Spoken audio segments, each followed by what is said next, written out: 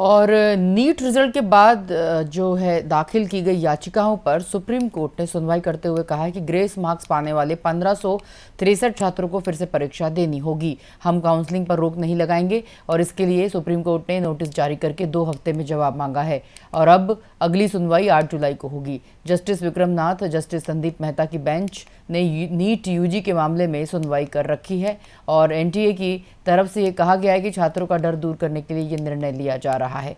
NEET UG 2024 की परीक्षा में जिन उम्मीदवारों को ग्रेस मार्क्स मिले हैं उन्हें फिर से परीक्षा देनी होगी और इस परीक्षा का रिजल्ट 23 जून को जारी किया जाएगा। इसके बाद ही काउंसलिंग की प्रक्रिया शुरू की जाएगी और याचिकाकर्ताओं ने काउंसलिंग पर रोक लगाने की भी मांग की है। संक्षेप में कहा जाए तो कोर्ट 3 याचिकाओं पर विचार कर रहा है, जिसमें अनियमितताओं और नेशनल टेस्टिंग एजेंसी द्वारा 1500 से अधिक उम्मीदवारों को लॉस ऑफ टाइम के आधार पर परीक्षा में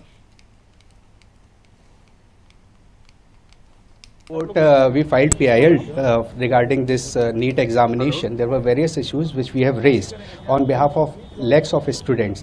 The main issue was this paper leak and the other malpractices which has been followed by the NTA.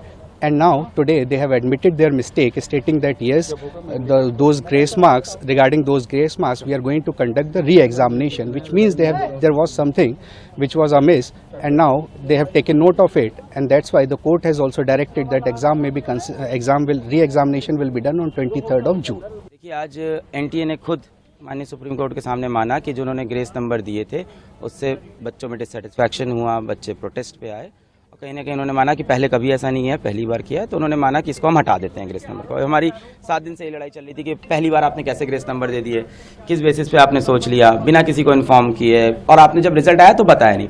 अब इससे मेरी प्रॉब्लम क्या क्या है, और उन्होंने जज एनटीए ने ये बोला है और माननीय सुप्रीम कोर्ट ने भी एग्री किया है कि जिन बच्चों को ग्रेस नंबर मिले थे 1563, उन बच्चों का या तो री एग्जाम हो जाए, जो कि इन्होंने डेट दे दी है कि अप्रॉक्सीमेटली 23 जून को, या तो वो बच्चे अपने बिना ग्रेस के जो नंबर हैं उस पर हैप्पी हो जाए, यानी उनका ग्रेस नंबर काट दिया जाएगा। ठीक है, अब री एग्जाम हो उन बच्चों का जो देना चाहते हैं 1563 में से, और जो नहीं चाहते हैं उनका ओरिजिनल स्कोर रहेगा, फिर रैंक पूरी शफल हो, उसके बेसिस पे काउंसलिंग हो। पर इसमें मेरे कुछ पॉइंट्स हैं, 3 पॉइंट्स हैं मेरे। सबसे पहला पॉइंट ये है कि आज एनटीए 7-8 दिन बाद आके माननीय सुप्रीम कोर्ट के सामने खुद एग्री करता है कि ग्रेस वाला जो पूरा हमने जो किया है ये गलत है, इसको हटा देते हैं। कहीं ना कहीं एग्री किया।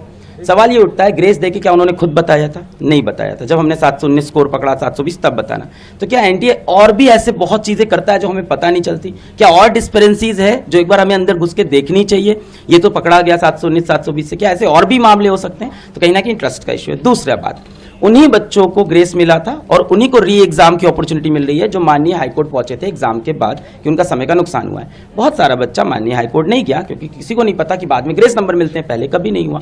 और 18 साल के बच्चे को नहीं पता है कि मुझे पेपर लिखने के बाद अब हाईकोर्ट जाना होता है। तो मुझे लगता है यहाँ पे राइट टू इक्वालिटी का वायलेशन है। तीसरी बात, पेपर लीक का जो मुद्दा है वो ओपन है, उस पर सुनवाई होती रहेगी।